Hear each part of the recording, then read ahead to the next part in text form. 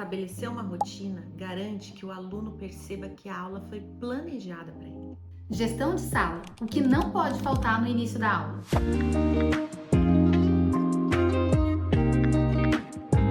Olá, gente! Eu sou a professora Sandra Leal. Eu sou a professora Vanessa Fernandes. E hoje nós estamos muito felizes, pois começa aqui uma grande realização. Vamos seguir juntos numa troca muito bacana sobre temas que vão nos ajudar no dia a dia em sala de aula. Hoje nós vamos falar de um tema, Sandra, que é muito importante e que muita gente tira de letra, mas que para muitos ainda é um grande desafio.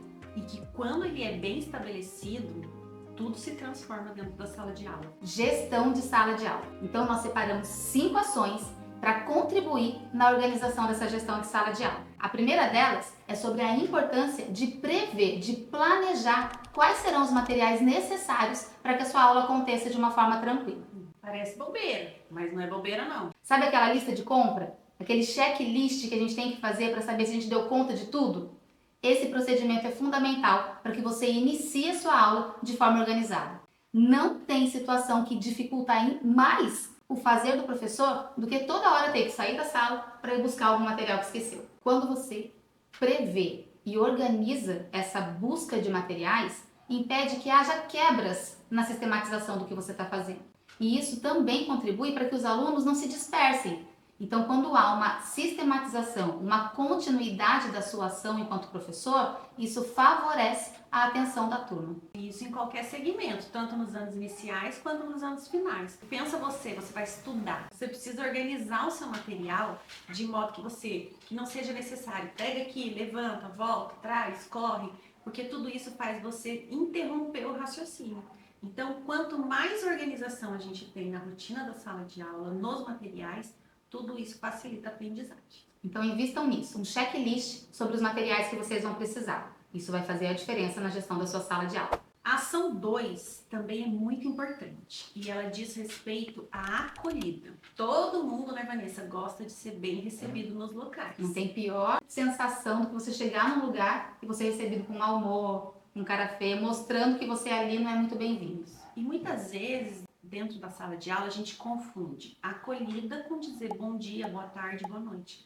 Acolher o estudante não é só isso. É também cumprimentá-lo com educação, com comprometimento, mas acolher significa preparar um momento específico para receber esse estudante.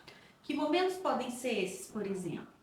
Quando eu organizo a leitura de um texto que tem relação com a temática da aula do dia. Você sabia que, por exemplo, que serve tanto para o estudante dos anos iniciais quanto para o estudante dos anos finais. Isso vale muito a pena. Aquelas atividades permanentes, né? De todo dia o aluno saber que vai ter algo esperando por ele. Então isso dá uma previsibilidade e isso traz segurança. Segurança. Independentemente do ano escolar, o aluno precisa de segurança para estar na sala de aula. Falando sobre a acolhida, é fundamental que a gente compreenda a importância do bom humor. Não tem como o aluno se sentir acolhido se ele é recebido por um professor mal-humorado, né? Nós trouxemos até uma citação do livro do Celso Antunes que tem um trechinho dele em especial que fala dessa importância do bom humor do professor para os alunos. Isso está na página 29, ele fala assim, ó, nada supera a alegria, o bom humor sereno e comedido. Fácil, bem sabemos, não é, mas quem sabe sorrir até de si mesmo e transformar a aula em um momento de alegria e descontração, consegue verdadeiro milagre. É muito importante ter o bom humor para acolher o seu estudante na sala de aula. É aquela famosa frase, a alegria contagia. Então que a gente possa sempre valorizar isso. Não significa sorrir o tempo inteiro, mas demonstrar para o seu aluno, né, Sandra, que você está ali por ele, faz uma diferença gigantesca. Agora vamos para a ação 3. Bora lá. A ação 3, ela trata de uma rotina clara e previsível. Algo aqui muito importante a gente lembrar e ressaltar, Vanessa, é a diferença entre rotina e pauta, né? Por quê? Muitas vezes coloca-se, por exemplo, para o aluno fazer uma anotação de uma pauta do dia, dizendo lá, língua portuguesa, matemática, recreio, intervalo, lanche, saída. Isso não é o estabelecimento ali de uma pauta que vai trazer uma informação adequada para esse estudante. Então vamos imaginar lá os alunos dos anos iniciais, quando eles chegam à casa deles com o material e uma família vai observar o que aconteceu naquele dia. Se ela só enxerga uma grade horária, ela não consegue saber exatamente o que aconteceu naquele dia, naquele momento do estudante. Isso serve também para os anos finais. Muitas vezes os alunos dos anos finais precisam desse apoio na organização da pauta. E é muito comum a gente perceber os professores colocarem atividade do livro da página tal a página tal.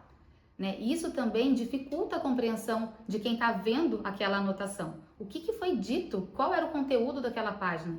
Dizer que página foi trabalhada não esclarece a organização que foi desenvolvida naquela aula. Então, é muito importante que essa pauta do dia marque exatamente o que vai acontecer, para que o estudante a qualquer momento saiba. Muitas vezes é só essa pauta do dia que vai aparecer no registro do estudante, Exatamente. por conta das práticas de linguagem que vão ser trabalhadas. Muitas vezes a aula é de uma discussão, é de um debate, e o registro daquela pauta organiza e faz com que o estudante depois também se reorganize quando ele precisar fazer uma retomada, né? E consiga organizar a sua rotina com mais autonomia, né? Porque ele vai saber o que se espera dele de acordo com a pauta que foi apresentada. A ação 4 fala de um tema muito importante, que é a organização do espaço. Muitas vezes nós entramos em sala de aula e começamos a aula, sem considerar o valor da organização desse espaço com os alunos.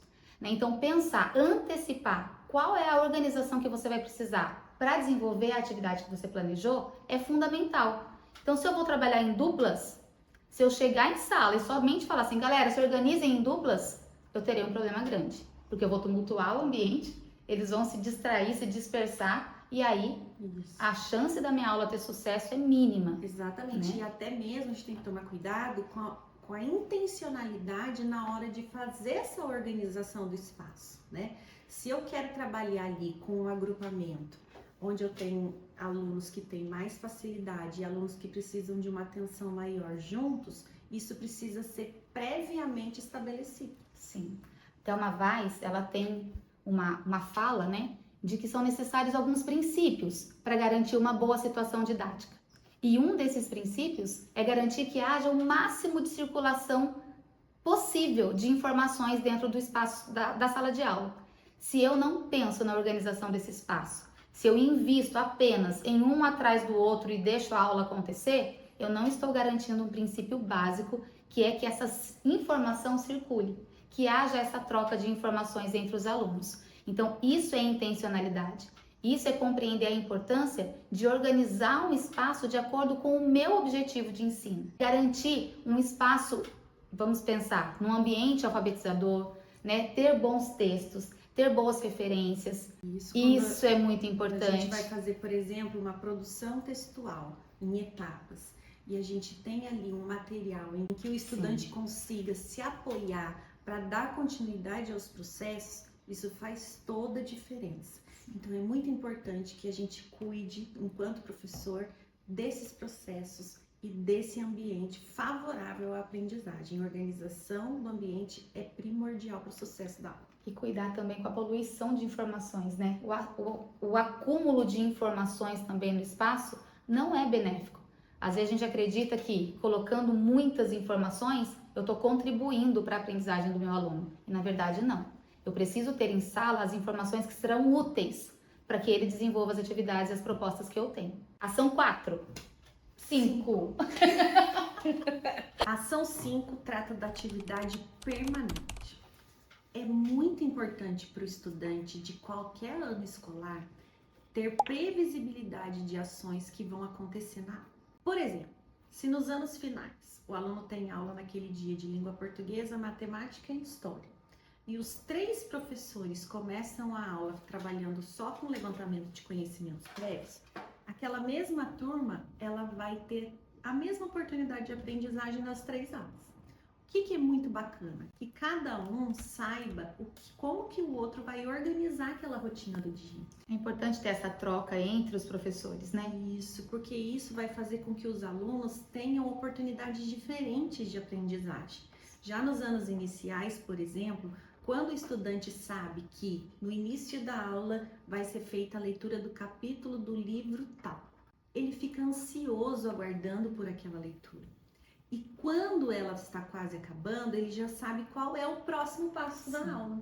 Isso traz segurança. E a segurança, hoje em dia, para os nossos estudantes, ela é fundamental. Por quê? Porque os nossos estudantes, eles precisam desse apoio. E falar de atividade permanente é uma ação que envolve desde a educação infantil e a gente pode dizer até a faculdade. Quando você sabe como a sua aula vai ser organizada, né, isso te traz essa segurança que é fundamental e você consegue participar de forma mais ativa, né? Então, é uma ação que envolve os diferentes segmentos, né, do infantil, fundamental, ensino médio, faculdade. E é importante lembrar que uma atividade permanente, ela não é a mesma todos os dias. Ela se repete em um dia específico da semana, muitas vezes, e ela é uma atividade curta, que deve durar ali de 5 a 10 minutos. E é essa atividade que começa com esse estabelecimento de rotina para o dia. Então hoje nós conversamos um pouquinho sobre cinco ações, mas nós sabemos que para garantir uma boa gestão, para garantir uma boa prática, são inúmeras, né? Mas hoje nós focamos nessas 5 e a gente espera que vocês foquem nisso, planejem isso, incluam essas ações na rotina de vocês, para que vocês possam cada vez mais ampliar a qualidade dessa gestão de sala de aula, que é crucial para que a aprendizagem aconteça. E se você já fez alguma delas, conta pra gente aqui nos comentários, vai ser muito bacana saber. Compartilhe conosco e vamos juntos, Versando na área!